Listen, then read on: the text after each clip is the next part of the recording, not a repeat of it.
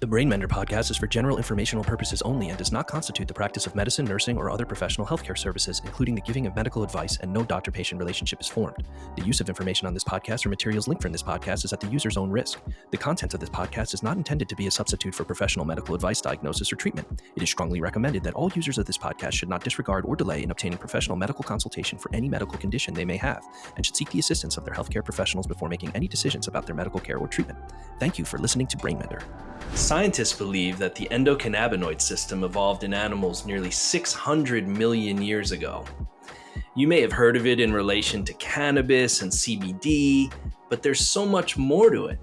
Taking cannabis completely out of the equation, the endocannabinoid system is involved in several essential body functions like influencing our appetite and the foods we choose, regulating our temperature and sleep, balancing our immune system and our inflammatory responses to infections, and ultimately having a profound impact on our emotional processing and our memory. So why haven't you heard of this incredible system that plays such a critical role in your health and wellness? Why haven't you learned about how to support it and how it functions? Join me on our first episode as we unravel the mystery of the endocannabinoid system and its relationship to cannabis, and how we can nurture this incredible system all on its own without cannabis and hemp extracts. I'm Dr. Shawn Masia, and this is Brainmender. Here's an interesting fact. Over 40% of the drugs prescribed by doctors in this country are actually derived from plants. Pharmaceutical companies have traditionally always looked at the healing traditions that we've had from the beginning of recorded time and tried to figure out, well, how do these plants do what they do? And then they derive those active compounds in the plants and they put them into fancy little white pills and little white capsules, and they call that medicine. Whereas really it's the plants that are doing the medicine for us. And it's very easy to forget that in our modern society where we think of medicine and we're thinking of little white pills. So in that context, think about how important it is to understand what it is that we're consuming and what these plants are actually doing for our bodies.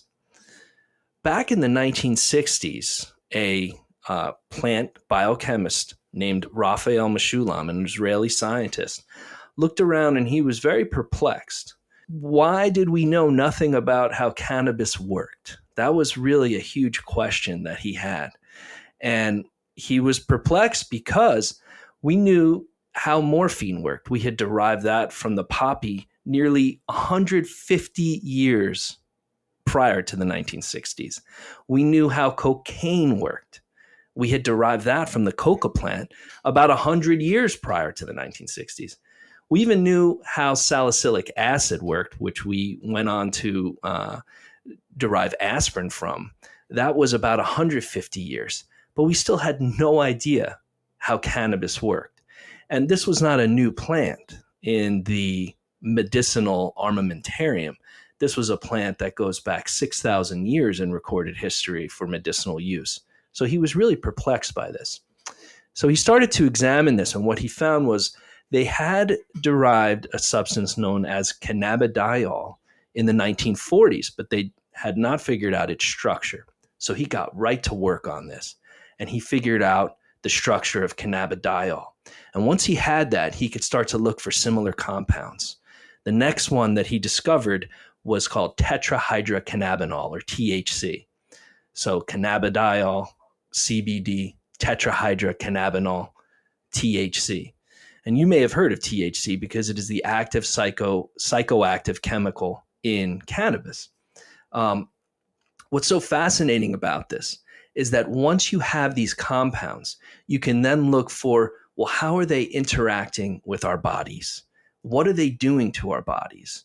And typically in our bodies, when a chemical can do something to us, it means that there's what we call a receptor that tends to be a protein that lives on the outside of our cells. And these compounds can find those receptors and they can act at them. And that's exactly what he did. His work went on to help find what we call the cannabinoid 1, CB1, and the cannabinoid 2, CB2 receptors, and that was back in the 1990s. And this was the beginning of the endocannabinoid system. Endo meaning inside our bodies, cannabinoid meaning, well, it's from cannabis. Let's make up a word that sounds like cannabis, cannabinoid. So endocannabinoid. So this was the beginning of understanding that, hey, sure, there's these chemicals that live in cannabis and that's a plan, but we have receptors in our body that receives these chemicals activity. Typically, when you have a receptor in your body, and this is the way it worked for all these other substances, right, that we talked about, like for morphine, if you've heard of endorphins, well, we have our own system of endorphins. We produce those. There are feel-good chemicals, and they work at the same receptors that morphine works at. So he knew, well, then we must be making something that works at our own receptors. And that's more work was done. And very shortly after the receptors were discovered, a chemical known as anandamide was discovered. And so this is like the endorphins, our own feel-good chemicals that are similar to morphine. We make a substance called anandamide, which is kind of similar to THC. It's not exactly the same, nor are endorphins the same as morphine, but it's very similar. And this can act at all of these endocannabinoid receptors.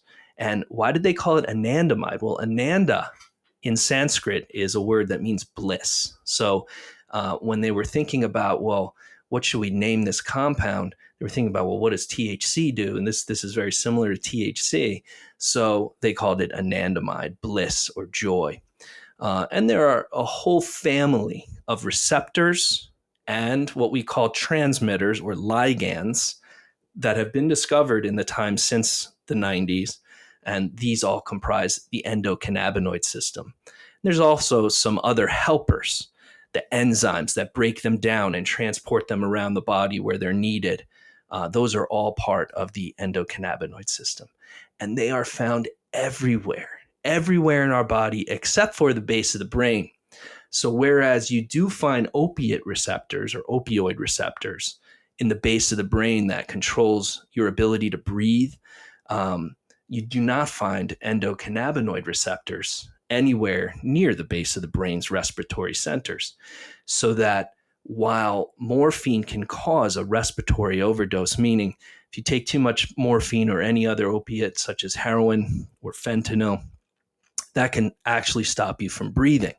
Now, there can be major issues with overdosing on cannabinoids and cannabis, but they typically are not going to cause a person to stop breathing. So they are safer in general than opioids. And if you're a layperson that has thought about this before, that's something you've heard of, right? That cannabis in general is safer than a drug like heroin. It has a much broader range of effects before you start getting into trouble. And believe me, we're going to talk about this in future episodes. You certainly can overdose on cannabis compounds, and it can be quite dangerous to people, but not in the same way that opiates are. So they really are found everywhere. And in general, you might be surprised to hear that the CB1 receptor, which is part of our endocannabinoid system that we're talking about here, that is found all over the brain. And it is, in fact, the most common receptor found anywhere in the brain. So it's really puzzling now that I've given you this background. Back in the 90s, we knew about it. It's the most common receptor in the brain. It's 30 years later. Well, what's the deal? Why aren't we talking about this all the time? And we have to think back to, well, back in the 1930s, cannabis prohibition began, and the entire culture surrounding cannabis changed. Even what we call it, started calling it marijuana. And again, this is getting into a topic for a future episode, but there is a huge stigma surrounding cannabis and its medicinal properties. And a lot of that has to do with political problems rather than, is it real? Does it actually do medicinal things? Well, it certainly does. But if you really want to drill into, well, how big a problem is this? A recent survey showed that only 13% of medical schools teach the endocannabinoid system. Well, why is that? Well, cannabis has really stolen all the glory in the last 100 years. Everything about the endocannabinoid system has really just been cannabis is prohibited and it's a Schedule 1 drug and that's illegal. And so people associated with it are doing something wrong. They must be. Whereas that simply isn't true. And the government knows this. In 2013, the National Institute of Health funded a study that showed that the endocannabinoid system, or what we'll start calling the ECS to make it a little easier on the ears, perhaps, the ECS has therapeutic implications in almost all diseases affecting humans. Think about that. This is a government funded paper saying this, and yet we have very little research, very little pharmaceutical involvement. The companies that are involved in churning out all of these different drugs that are similar to morphine, stronger forms of morphine. For example, heroin was developed by a drug company. Certainly, as you know, fentanyl, which is one of the major actors in the opioid crisis that we're experiencing in our country. Obviously, that's a pharmaceutical product. But we don't have a lot of cannabis-based pharmaceutical products. And why is that? We have to start thinking about these things. But we're going to move forward because, again, we're going to cover all that in great detail. There are a lot of physicians moving in this direction. A lot of physicians are starting to talk about cannabis and its potential for medicinal uses. And in fact, we now do have pharmaceutical products based on cannabis. So in 2018, a neurologist named Dr. Ethan Russo helped bring cannabidiol, or CBD, to market as an anti-seizure medication. People have talked about, cannabis helps with seizures, right? There's a medicinal role for that, right? It's not just a medicinal role. This is proven science. Cannabidiol does have anti-seizure properties, and it is marketed under the name Epidiolex. And there's another drug called Sativex, which is tetrahydrocannabinol, that psychoactive component, THC of cannabis. And that drug is for pain, as experienced by people with multiple sclerosis that are having painful spasms. That has been approved in Europe for many years, so that there are now the emergence of cannabis-based pharmaceutical agents. And so the science is there. And slowly the knowledge that underlies this about the ECS itself is trickling in. So Dr. Russo is very interesting, his opinions, that he believes the ECS plays a critical role in very poorly understood but very common disorders like migraine and fibromyalgia and irritable bowel syndrome and other chronic pain syndromes. It's well known that all of these have a massive psychological component as well.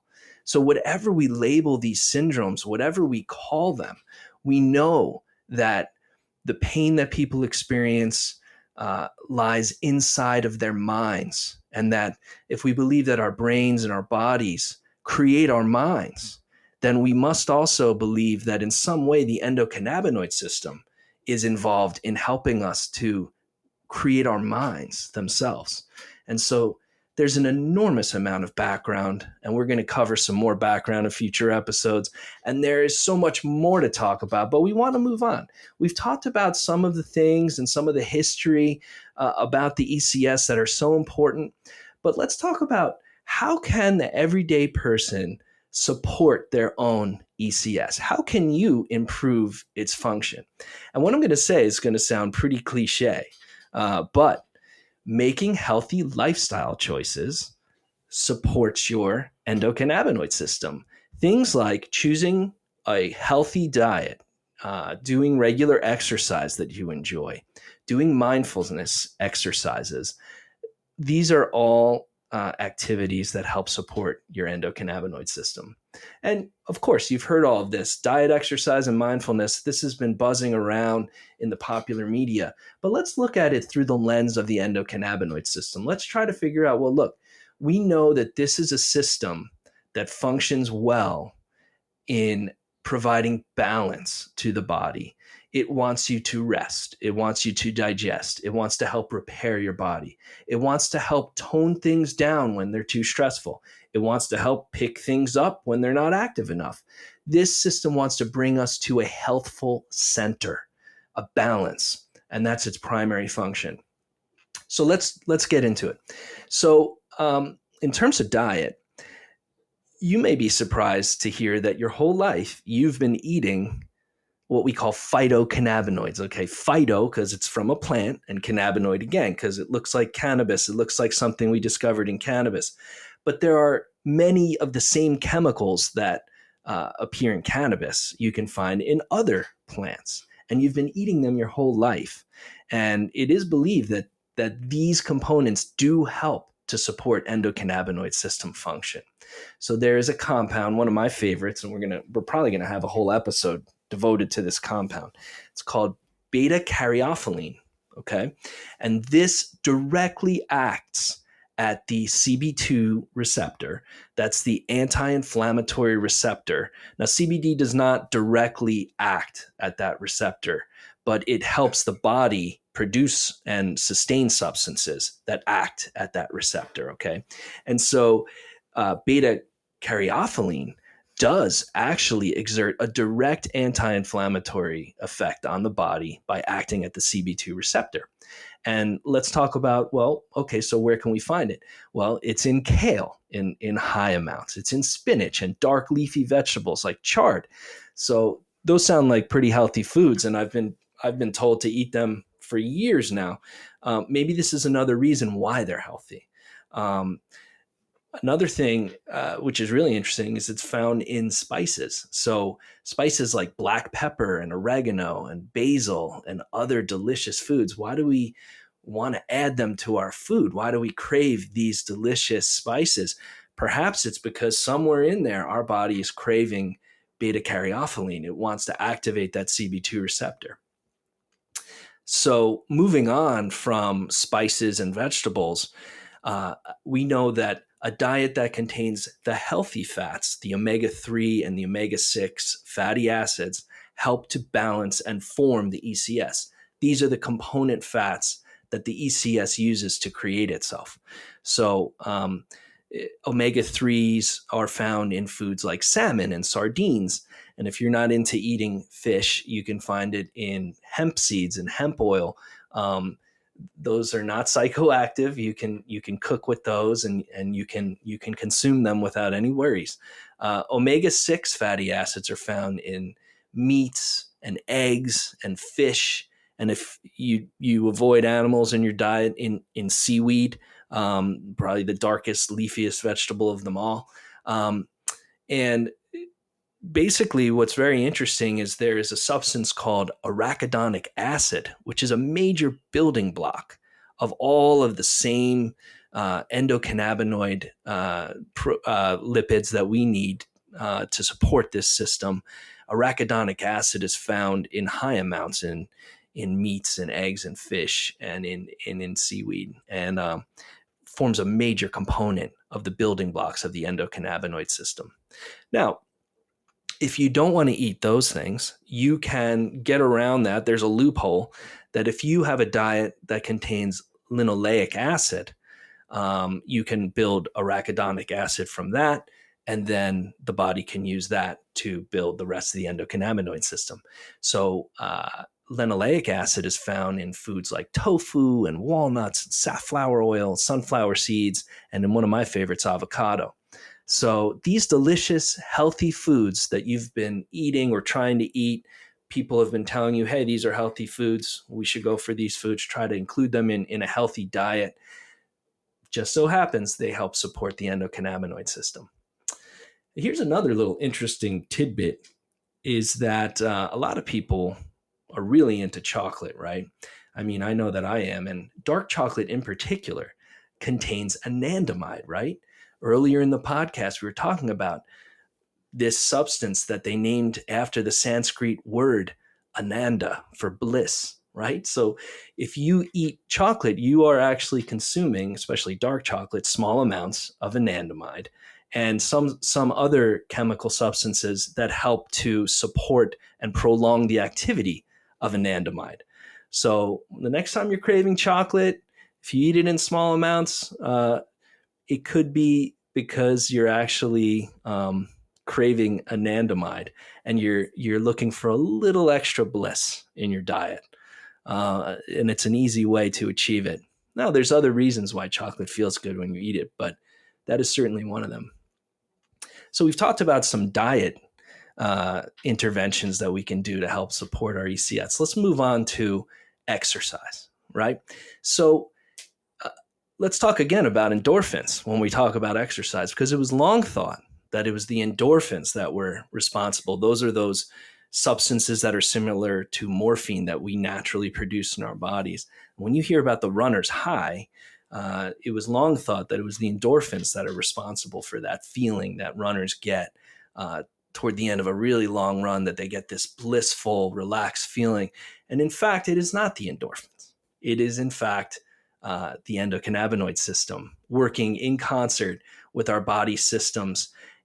And what you see is with regular exercise, especially exercise that you prefer, that you enjoy to do, you will see an increased amount of the ECS components like anandamide in your bloodstream, supporting that feeling of, hey, I just did something that's good for my body. I feel good. Not just the exercise itself, but the feeling you get that you've done something right for yourself, that this might be one of the principal functions of the endocannabinoid system.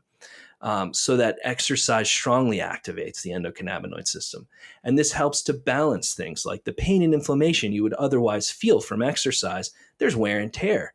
But if you're doing a healthful exercise that is sustainable over time, it's your endocannabinoid system is in there trying to balance things and keep inflammation down and inducing that sense of well-being that you get. And people say, hey, I'm addicted to exercise. Well, because it makes you feel good. And this is maybe one of the most important biological markers of how is our body doing this for us. And like I said, choose something you enjoy. Choose something that you really look forward to doing, and you will get a stronger activation of the endocannabinoid system. So we talked about diet, we talked about exercise. Let's move into mindfulness, because probably one of the most important things we can do for ourselves to reduce our stress in our everyday lives is to practice mindfulness. And what do we mean by that? Well, look, it can mean different things for different people. It can mean understanding and remembering that life is a series of moments. And if we live in each moment, things just don't seem as big. Things might not be quite as stressful if we take it one moment at a time. Activities like meditation, activities like yoga, are mindfulness exercises that can help us reduce our stress and activate our endocannabinoid system. Life is stressful, right?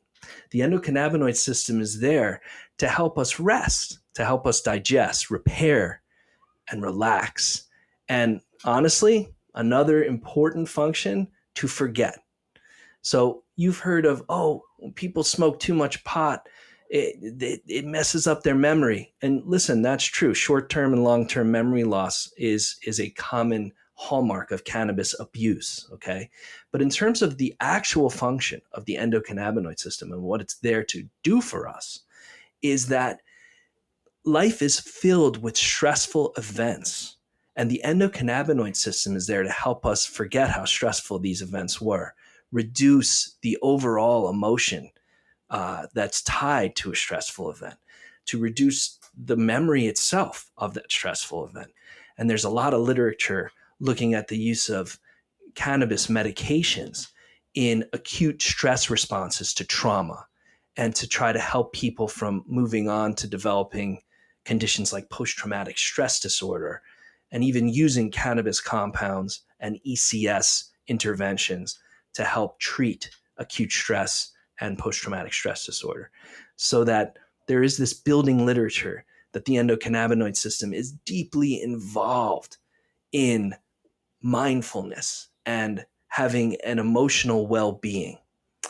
Things like positive social networking and feeling connected to a community, volunteering your time in something that makes you feel like you've done something worthwhile, enjoying the work you do on a professional level, and connecting to your coworkers.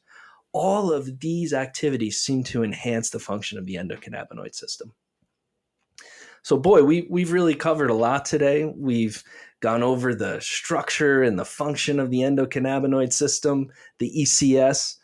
We've even gone over how to say the word endocannabinoid, and we've gone over the roots of the word. But there's so much more to explore in this realm of the ECS, the endocannabinoid system. I mean, we barely touched on cannabis and hemp today, right? Because I think it's critical that we understand that there's much more to the ECS than cannabis and hemp. This is a critical body system that we need to understand in order to really get into how can we enhance its function and support it. And we will, in future episodes, dive into cannabis-derived different compounds like CBD, cannabidiol, that are found in cannabis and can interact with our endocannabinoid system in a much more powerful way than some other types of interventions. They've certainly gained a lot of attention for their potential therapeutic benefits, but we also need to keep in mind that these compounds have potential downsides as well. Just like any other medical intervention, there's upsides and downsides to any choices that we make, and we'll explore those in future episodes. I hope that you enjoyed today's episode. Please don't forget to like and subscribe, and visit our webpage to leave feedback, questions, or stories that we may read in future episodes. And we certainly look forward to interacting with you. Until then, stay curious, stay mindful, and nurture your endocannabinoid system. I'm Dr. Shawn Masia, and thank you so much for joining me on Brainmender.